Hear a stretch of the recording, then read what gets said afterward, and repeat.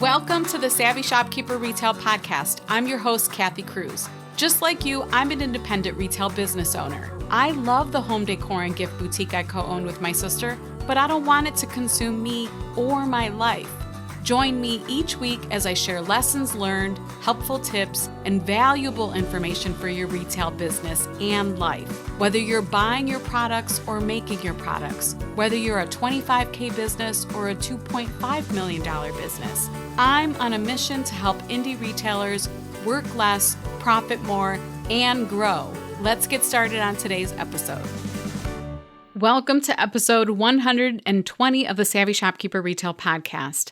My personal thoughts on growth and expansion. I'm your host, Kathy Cruz. Before I get started, I want to kick off this episode with a shopkeeper shout out, and it's actually a shout out to many shopkeepers. It's a shout out to all the Master Shopkeepers members. In the group, I like to get conversations started, and I'll often ask questions so we can share information and helpful tips and advice and lessons learned with each other. I recently asked, who inspires you?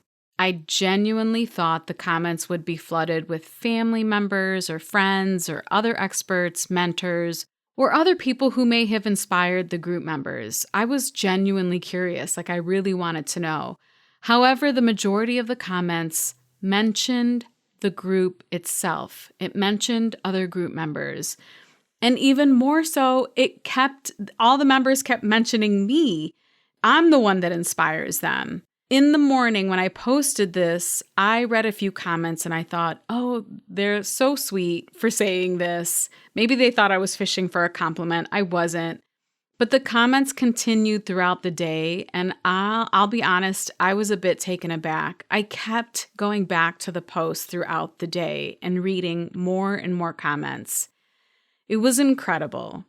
I was really touched, but more importantly, I think what came from this is I was super proud. I was so proud of what I built in that space. Running membership groups isn't always easy. I have to set many boundaries, and we all know how hard boundaries can be.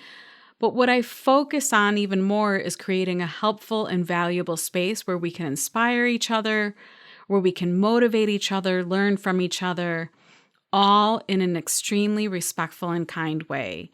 And their comments validated all of the effort I've put into this mastermind.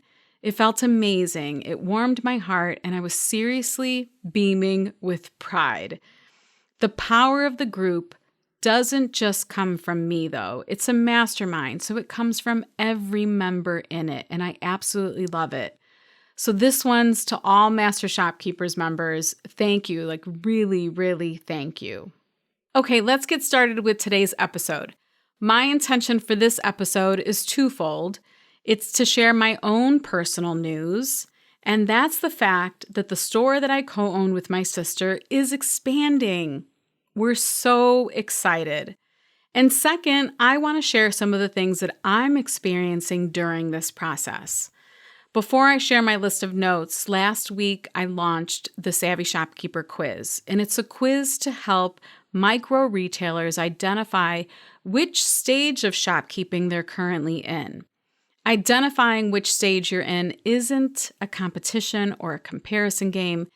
It's about me helping you grow if you want to move to the next stage. When you take the quiz, you'll get your result, but more importantly, the results point you in an actual direction, which podcast episodes to listen to, paired with a couple free resources that I know are helpful to shopkeepers in each stage. So if I were to take the quiz, I know that this expansion that I'm going through with my sister and our business is most likely placing me somewhere in between the growing retailer stage and the retail CEO stage. We'll link the quiz in the show notes, but if you want to identify which stage you're in, visit savvyshopkeeper.com/quiz. It's only 8 questions. It's super easy. I'm pretty sure you can take it in less than 2 minutes. And so many of you have said how fun it is, so go ahead and take it. Okay, so if you aren't familiar with my store, it's a home decor and gift boutique that I co-own with my sister. We're in Ohio, actually Lakewood, Ohio. We started this journey as a DIY blog. out of our homes. It was back in 2013. And I think by 2015, we were in a brick and mortar store. We outgrew our online presence in our homes. Our furniture projects and upcycling projects were consuming our homes, and it was time to get a space of its own. Now, the store itself, it's approximately 450 square feet if we're talking about retail space. And the studio where we refurbish furniture and have, our office, I guess, quote unquote, office and storage area and unpackaging area and all the good stuff, it's probably around 250 square feet. So it's pretty small.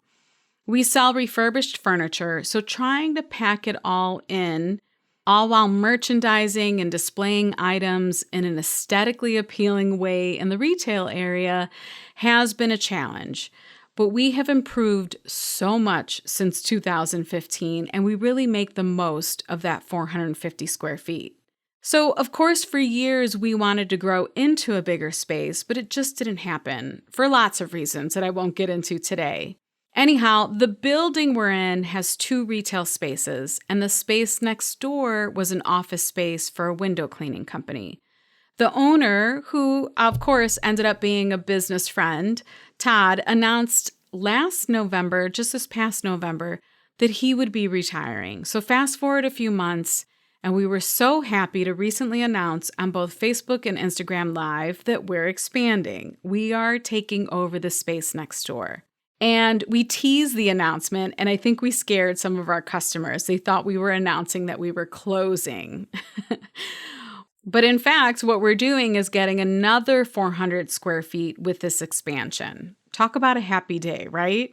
So here's what I'm experiencing along the way, or things I think you may want to consider before you expand, if this is something you're thinking about. I also want to remind you that some shopkeepers may never want to reach stage 4, which is the growing retailer, or stage 5, the retail CEO. Remember, retail success is subjective, and I have a podcast episode on this topic. It's episode 96. We'll be sure to link it in the show notes. Okay, so here are some of the things that I'm going through or that you may experience if you decide to expand.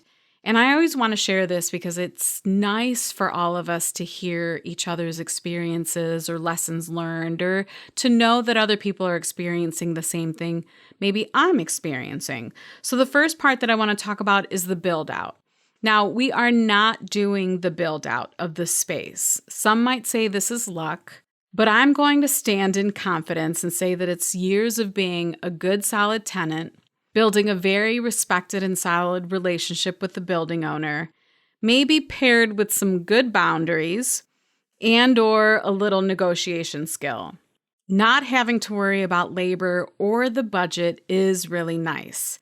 However, we don't have control of the build-out timeline, and this means my sister and I have had to be more patient than ever. And of course, we're beyond grateful that our landlord, he sees our vision, he appreciates what we're building, and he respects us enough as business owners to have these conversations with us along the way. And many of the conversations we had, it was about growing and growth and maybe us moving when we didn't want to move. And I want to acknowledge that after hearing so many horror stories, I try not to take this relationship for granted. I want all of you to know that. I don't want you to think that I'm spoiled or that I don't see it or don't appreciate it. We really do. We know that we're lucky in this sense. The next item on my list is funding. Now, I've talked about this before. We're bootstrappers at heart. We're big DIYers and we're scrappy, so we're definitely doing this on a budget. We're still taking that path. Although I will say I initially thought we'd need some funding, but I'm happy to say that we're probably less than 6 weeks away from a re-grand opening. Fingers crossed. And I don't think we will need additional funding. Between a healthy reserve account and a decent credit line on a credit card, we're doing okay here. I'm also really dedicated to paying that credit card off. That's really important. I never want anyone to take on credit card debt, especially with high interest rates, if you're not good at managing credit cards. The next one is cash flow. And the one thing that I want to mention here is how can you plan and prepare for this? Like, how can you continue operations and continue the cash flow, bringing in the revenue so that you can continue to pay bills, pay rent, pay yourself, and pay for payroll and all of the things. So this is something that we've had to do. On some occasions, which I think I'll talk about in a little bit, is, the store gets really dirty and dusty because of construction, and we get self-conscious about it. We're also saving some of the new inventory that's coming in, so we weren't bringing it out. And at some points along the way, we had to get creative. We had to run a promotion. We started bringing up some of the inventory that we were holding on to because we want to keep the store fresh. That's one thing that our customers appreciate. We're always bringing out new things. And we realized that we couldn't just stop running the existing business while planning for the expansion. The next item on the list is inventory. And this is going to be like management and the flow of inventory, which I kind of talked about. Now, our inventory turn rate is good because we're good at consistently ordering and turning over the inventory. So again, I just briefly talked about this. It wasn't just cash flow because the fresh merchandise is what brings in the constant flow of revenue, but it also means that we have to keep the merchandise fresh. So the inventory turn is really important. And that's something in the middle of preparing for all of this that we kind of let go of. And then we realized, wait a minute, we have to keep this business running. So it feels good. We gave the store a big refresh. We had a great weekend the past weekend, and we're back to business as usual because we did get distracted with all of the things that we needed to do in order to expand. The next one is mindset, and I mean all of it. Get ready for it. Fear, doubt, imposter syndrome, program thinking. It's going to want to all take over your brain. Don't let it. This is paired with the next item on my list, which is stress and anxiety. And anxiety could be sleepless nights. It could be the stress that builds up, not just the mindset where you're afraid to move forward, but the things that kind of make you feel concerned or worried about moving forward. So the one thing that you can focus on is coaching yourself along the way. This could be in the form of meditating, journaling, pausing just to breathe and to reassure yourself of your plan, sitting in your confidence, thinking about all of the things that you've done to build your business to this point now, or do whatever you can to help maintain a healthy mindset. For us, and I briefly mentioned this, the dust and the noise, the gridlock in our studio, we have furniture pieces that are getting stacked up. We have very little room to move. And this is causing anxiety. We're so used to a very clean, neat, organized space. Well, maybe it's not always clean because we're doing a lot of work back there, but it's our space and we usually have room to move around and we don't. Of course, we just want to get started and move into the new space, but we have to be patient. And the last thing I want to mention is to remember your why. One thing that can help with the points I made above or the mindset and the stress is to tap back into your why. For us, the customer experience was a huge motivation for this expansion. People often ask us for more furniture, more product, or they just want more of the salvage boutique experience. Like they actually want to stay in the store longer. And you can only stay in a store, a 450 square foot store, for so long. You can browse. And we always joke that the magic number is 3. That's what our customers say. Like people will loop around the path in our store 3 times to really take it in. But I think people actually wanted more. And we want to give this to them. I love that a Master Shopkeepers member recently said that her expansion improved revenue and customer experience. And yes, more revenue will be nice. Of course it will. But our why is to give our customers a much better experience.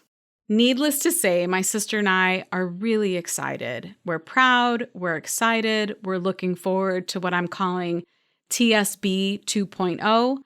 This is something we wanted for a very long time. We're glad we were patient. and that it's all working out. However, this also means I have way more on my plate in the next 2 months. I say this often in our group memberships. We all have seasons in life and business, and there are a few master shopkeepers who are experiencing seasons in life right now for personal reasons, not business-related reasons, where things get off kilter or life seems crazy, schedules are insane, or we just aren't ourselves. It happens. On top of that, I'm getting ready to open ticket sales to the 2022 Savvy Shopkeeper Retreat. And if you listened to last week's episode, you know I just launched the big project, the Savvy Shopkeeper Quiz. And I'm working on probably at least 3 other big projects in the background. Pair all of this with an expansion and lots of travel and events planned this year, and my schedule is packed. Sometimes we can't plan for these seasons, but sometimes we can. And that's the case for me. This is something that I can plan for. Luckily, it's nothing that's unexpected. So with all of that, what I'm saying is I have to be realistic. I also have to make sure I give myself plenty of white space on my calendar because that's good for my soul. It's good for my family. It's good for me. Otherwise, we all know what could happen. Burnout, right? So if I shift to bi-weekly podcast episodes, don't be surprised. It's me holding boundaries with myself and protecting my calendar. But more on that to come later, and if that does happen, I will be sure to announce it.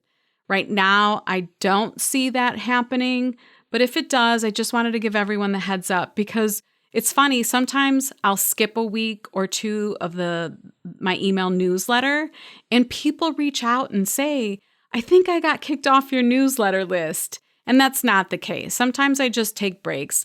And I don't always feel the need to announce it, but the podcast has been such a constant that I do think it's important that I mention it in case that happens. And bi-weekly, again, that would be every other week. So I wouldn't go MIA on you. I won't be completely gone. I just won't be in your earbuds or AirPods as frequently as I was before. So thank you for listening. Again, thank you to the Master Shopkeepers. I adore all of you. If you want to see the show notes to this episode or find links to anything I mentioned, visit my blog at savvyshopkeeper.com/episode 120. That's savvyshopkeeper.com/episode 120. Until the next episode, be savvy and boss up.